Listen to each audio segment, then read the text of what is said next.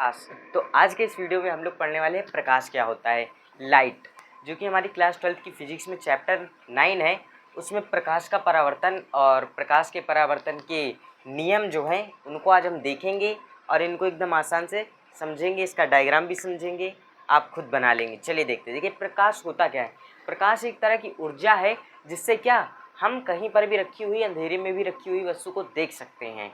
अब जैसे मान लीजिए आप ये जो देख रहे हैं ये क्या मतलब कोई भी वस्तु है, आप देख सकते हैं। उसको किस लिए देख सकते हैं? क्योंकि भैया उसमें प्रकाश पड़ रहा है। आप सिर्फ वस्तु को देख सकते हैं, आप प्रकाश को नहीं देख सकते हैं। ठीक है दोस्तों, आप वस्तु को देख रहे हैं क्योंकि प्रकाश के माध्यम से जब उसमें प्रकाश पड़ता है तभी आप देख सकते हैं। अच्छा चलिए अब हम देखेंगे प्रकाश का परावर्तन क्या होता है। देखिए परावर्तन, ये जो परावर्तन शब्द है, अगर इसका आप संधि विच्छेद करेंगे तो होता है पर प्लस आवर्तन। इसका मतलब ही होता है भैया प्रकाश और का परावर्तन, यानी कि वापस लौटना, यानी कि प्रकाश का जो वापस लौटना होता है यही क्या परावर्तन कहलाता है। अच्छा अब प्रकाश कहाँ पर से लौटेगा? अब ऐसा तो है नहीं कि हम भैया किसी दीवार पे मारेंगे, क्या प्रकाश दीवार पे मारेंगे वापस आ जाएगा, ऐसा कुछ नहीं। देखिए जो प्रकाश है जब वह किसी चिकने तल या पॉलिशदार तल पर गिरता है तब उसका अधिकांश भाग यानी कि उसमें का आधा भाग वापस लौटता है। इस प्रक्रिया या इस घटना को हम प्रकाश का अपरावर्तन इस प्रकाश का परावर्तन बोलते हैं। और देखिए जैसे मान लीजिए क्या ये चिकना तल है, ठीक है दोस्तों, ये चिकना तल है, इस पे जब इधर से प्रकाश आएगा तो ये देखिए इधर से ये जा रहा है, ये लौट रहा है प्रकाश। अच्छा ठीक है, चलिए इसके दो नियम हैं। क्या प्रकाश के परावर्तन के दो नियम हैं, वो नियम क्या कहते हैं उसको हम समझेंगे। देखिए प्रकाश के परावर्तन, मान लीजिए ये प्रकाश यहाँ से आ रहा है, ये चिकना तल है, वैसे ही ये प्रकाश यहाँ से आ रहा है, ठीक है दोस्तों, और यहाँ से ये जा रहा है। देखिए एक सेंटर से जिस सेंटर पे आ रहा है, जिस सेंटर से जा रहा है, इसके हमने सेंटर पे एक खींची है क्या रेखा, अभिलंब रेखा, ठीक है दोस्तों, जो इन दोनों को एकदम इक्वल हाफ हाफ डिवाइड करती है। ठीक है दोस्तों, अब देखिए ये क्या है, आपकी प्रकाश की आपतित किरण, आपतित किरण है, और ये जो उधर मतलब कि वापस आई है, जब प्रकाश इधर गिरेगा तब वापस जाएगा तो वो क्या होगी, परावर्तित किरण होगी।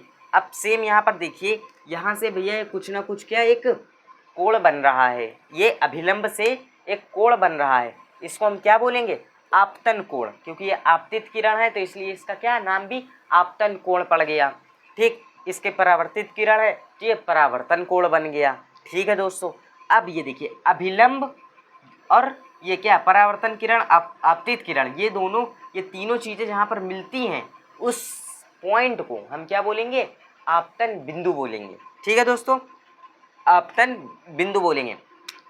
आपतन कोण को हम क्या आई से रिप्रेजेंट करते हैं, परावर्तन कोण को आर से रिप्रेजेंट करते हैं। अब इसके ये जो दो नियम है, आपको रट्टा मारने की कोई ज़रूरत नहीं है, आपको हम ऐसे ही समझा दे रहे हैं। देखिए ये जो आप देख रहे हैं आपतित किरण, परावर्तित किरण, अभिलंब, ये क्या तीनों एक ही तल में है भैया। ये आपतित किरण भी, ये भी सब कुछ ऊपर ही है, कुछ नीचे तो है नहीं कि हाँ ये दूसरे तल पर है, एक ही तल पर तो है। तो ये क्या आप पहला पॉइंट लिखेंगे, आपतित किरण, अभिलंब, परावर्तित किरण तीनों एक ही तल में होते हैं। ठीक है दोस्तों, दूसरा क्या, देखिए आप देख रहे हैं, जब हमने आपको बताया जब आप अभिलंब खींचेंगे तो वो क्या दोनों को इक्वल में भैया डिवाइड कर देगा, आधा आधा में डिवाइड कर देगा। तो क्या होगा भैया, जब ये बीच से लाइन कटी है, परावर्तित किरण आपतित किरण के बीच में जो ये भैया रेखा खींची गई है, तो ये क्या इसको एकदम आधा आधा एकदम इक्वल डिवाइड कर रही है। तो मान लीजिए जो इसका कोण होगा वही इसका भी कोण, अगर मान लीजिए इसका 80 है तो इसका भी 80 ही होगा, इसका 90 तो होगा नहीं, क्योंकि क्या इक्वल इक्वल डिवाइड किया है। तो सिर्फ इसके कहने का यही मतलब है कि आपतन कोण सदैव परावर्तन कोण के बराबर होता है। ठीक है दोस्तों,